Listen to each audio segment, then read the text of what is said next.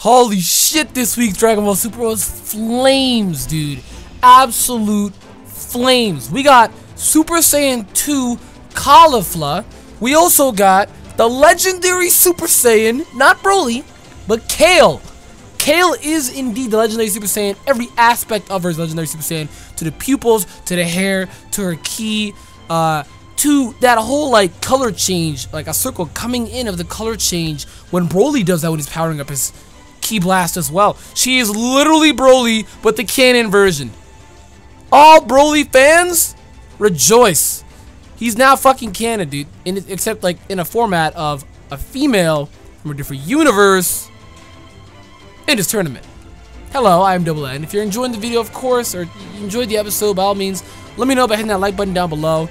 Subscribe if you already have. Now we're close to 8K, and I'd love to hear feedback on all of this. But this episode was a lot. Goku goes towards Frieza, cuts him down, have a conversation about a tournament, saying, Frieza, you'll be able to fight and let out all of your aggression within 24 hours, but you can only be alive for 24 hours, and then after that, you're gonna be sent back here. Frieza gets ticked off about that. He doesn't want to go towards that route. He wants to be freed from this hell, because this is his epitome of hell. He is the purest of evil, and what better way to punish the purest of evil than to, you know, I don't fucking know, like, oh, I don't know, give him peaceful happiness time, and that's exactly what they did. But Frieza has these requirements, and we all kind of knew the requirements. Basically, if he wins this tournament, he can be set free, but everybody's got to resurrect him with the Dragon Balls, because that's the only way how he can get out of this type of hell. If he's resurrected with the Dragon Balls, really Dende should modify the Dragon Balls and make a bias to where you can't bring Frieza back in any way at all. But they didn't do that because they wanted to bring him back, and this is the arc where they're bringing him back. Frieza just can never be gone. Like I said in last week's review, Frieza always comes back. You know, in the Cell arc, he's back. In the Buu arc, he's even still there in hell watching. In the first Dragon Ball Super arc with Beerus, he's not really there. But I think that was really the only time he wasn't really there. But the arc afterwards, there was Frost, an iteration of Frieza.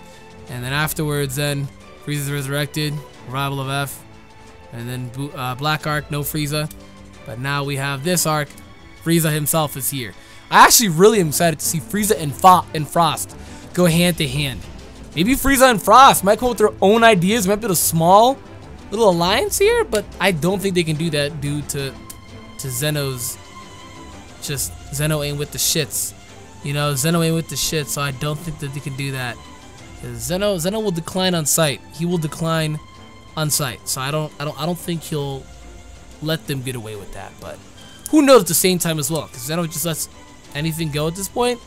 And when the whole leagues are talking about the assassins on Frieza, it's Universe 4, and I'm sitting there like, isn't Universe 4 one of the weakest?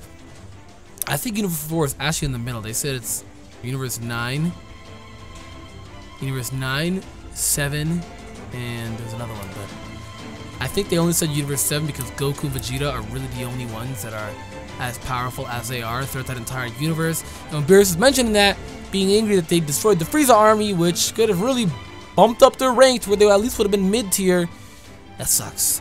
And when Whis was talking about there is an actual being out there that is not a god of destruction, that is stronger than god of destructions, even Beerus, I was like, he's probably talking about Jiren, but then Beerus mentions he only lost to him in an arm wrestle, but I think it's more than that. I think Beerus actually lost to this opponent, and I'm interested to see who it is.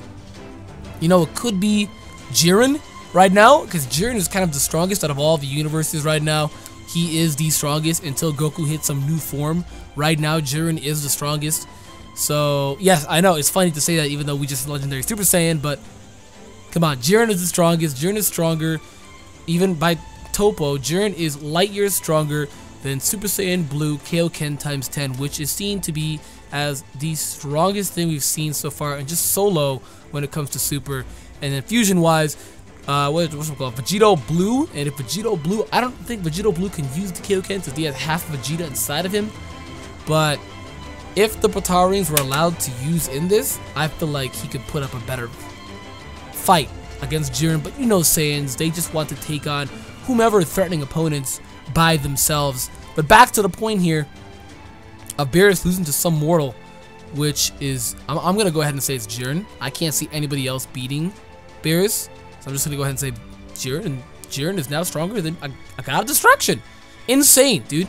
And we have the legendary Super Saiyan here, Kale, in format of her being pissed off to become a Super Saiyan, or her using the powers in her, like focusing her powers in her back.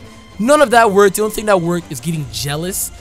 She has admiration towards her teacher, Caulifla, and I think she has feelings that go far beyond friend or teacher people feelings. I think she wants to poon. But she got jealous because she saw her being friendly with Kaba, and that pissed her off, and she wanted to kill Kaba in cold blood. She was going to kill Kaba, dude. She whooped the floor with him. That knee move she did to him is literally the same knee move that Broly did to Trunks. It is the exact same move on paper that he did to Trunks. And I was like, no fucking way, man. They're making Broly canon. Like, this is no longer a coincidence. Okay, Broly's legendary Super Saiyan. So is she. That's all they have in common. No. Design-wise, power-wise, aspect-wise, hell, even fighting style-wise. Dude, she literally used the same knee move that Broly used on Trunks. Literally the same move. On paper. You can look at them both side by side. It was the exact same thing. I was shocked when I saw that, dude. I was shocked. I'm not gonna lie. I was like, no fucking way, dude. That's a silhouette towards Broly. God bless, dude. God bless. But going on back into that, Universe 4 is getting their assassins towards Frieza, and I don't think their assassins are strong enough to even take on Frieza. And maybe if so, they'd have to find a strong enough assassin. Right now, we know the strongest assassin in the universe is Hit, and Hit's a part of Universe 6, not 4, and he's not going to take on Universe 4's bidding, trying to make Universe 6 stronger, getting everybody towards, you know, the team and getting them together, and focusing on that. His own survival as well. He's a survivalist as well, so his own survival, meaning he's got to get his team shaped up and stronger. Kaba's working on that as well from his perspective. He's getting Caulifla and Kale. Caulifla actually went Super Saiyan 2. Usually when you see the lightning around somebody, that specifies Super Saiyan 2 with the spikier hair as well and much sharper. She went Super Saiyan 2 to stop Caulifla's attack. And I think the confusing thing is we don't know who's stronger between the two. I think Legendary Super Saiyan beats Super Saiyan 2. We're going to have to find out and see where that goes, because we never truly figured out the extent of Super Saiyan 2, because Super Saiyan, or Broly Legendary Super Saiyan, non-canon movie by the way, but just what happened in the movie, he lost towards Goku in Super Saiyan 1 form, but this is Super Saiyan 1 Goku with energy and ki absorbed from all of his friends. When he absorbed it, everybody but from Vegeta, he was still struggling, and then he got that, he absorbed, you know, the power of Vegeta then, his ki and energy, and he was able to slaughter Broly in one punch. So, knowing the full extent of Legendary Super Saiyan is going to take some time, guys. I think this tournament will really help us out with that, especially to see how Legendary Super Saiyan fares against all these other transformations. We've seen so many transformations throughout the series that maybe Legendary Super Saiyan may not be as strong as what we think, and it's probably a subpar middle transformation, you know? I still, at the end of the day, would think God is stronger, just, you know, red-haired one. But that's pretty irrelevant when it comes to the series. In the manga, Goku went Super Saiyan God, and so did Vegeta. But in this series right now, Dragon Ball Super, the anime, is pretty irrelevant. So, who knows? Maybe they actually show us, you know, Goku and Vegeta going regular Super Saiyan God in this tournament. Just cause, you know, who knows? Who knows at this point? Because they love to hold back their Saiyans. So, that can be seen as holding back for them since a weaker transformation of Super Saiyan Blue. So, who knows at this point? Who really knows? But I'm pretty excited to see where Dragon Ball Super is going. There's an hour and 30 minutes left. Next episode, Frieza meets with everybody, and Frieza's return is here. He's going to be talking to everybody. I know Vegeta's going to be pissed as shit, because Vegeta has every right to hate Frieza. He really does. More rights than Goku, since Goku, he's a Saiyan, but not as much as a Saiyan as Vegeta, if this makes sense, cultural-wise, since Vegeta was born and raised on the planet. Goku was born on the planet, but was immediately sent off. So, you know, I can't wait to see everybody's reaction towards seeing Frieza. I can't wait to see how Frieza pars against these assassins. He's Frieza. He is literally having golden form. And Frieza's even stating that he got stronger. I'm like, how? You were in hell? But they have an hour and 30 minutes, so he'll probably get stronger within the hour and 30 minutes. And through these assassins, this can be considered Frieza's training. Since, yes, if you don't know, Frieza literally never trained his entire life. And that's how strong he was. To have the bulky, perfect form Frieza is the strongest form of Frieza. And then, as stronger than perfect form Frieza, since the bulk makes him stronger. Added strength, but Frieza then obtained more strength when he actually sat down and trained. He trained for about 4 months, and he came back as, was it for 4 months? I can't remember. It was a couple months he trained and came back as Golden Frieza. His flaw, he didn't learn how to control it. He just learned how to tap into his potential and awakened it. Thus, he was just burning ki and energy, and he couldn't hold out the transformation. But the transformation, yes, it is stronger than Super Saiyan God. Super Saiyan Blue. It's stronger than Super Saiyan Blue. Goku even said it, Vegeta said it, it's stronger than that. But the fact that he burned himself out is then when they became stronger than him, since they had that advantage on him. So, but Goku's base to be stronger than Frieza's perfect form, that's saying a lot. So, Frieza right now to Goku, Vegeta, no threat, especially with Kaioken times 10. I think Goku's definitely stronger than Frieza now, and he knows it, Vegeta knows it.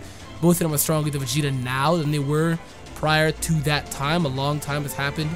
I think a year's actually gone by since that Frieza Revival F arc, so a long time has happened for them to gain the strength. As well as Gohan being stronger now as well. We know good or damn well Ultimate Gohan can beat Perfect Form Frieza, but Golden, I don't know about that. Gohan's gonna need some more. But I'm excited. Like I said, I'm excited to see where Dragon Ball Super is gonna be going with this, guys. If you enjoyed this, have a like, subscribe. And with that, I'll see you guys next time.